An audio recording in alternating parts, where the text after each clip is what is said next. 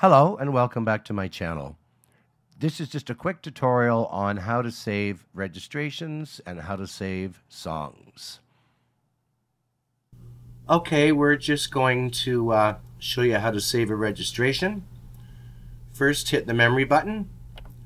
When you see that screen, I check everything off. That way I know that everything is going to be saved.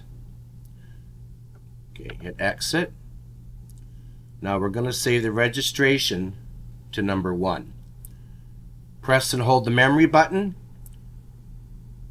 Press number 1. You see it flashed. That is now saved in number 1. You go to 2, 3, 4, 5, up to 10, and just that's how you save a registration. To save a song, go up to here. This is song is called Canadiana Suite. Press that. It's in my user, or you can save it to USB, wherever you want to save it. So user, and there it is. It's already been saved. So you hit File, Save, Save here, or you can create a new folder to put it in.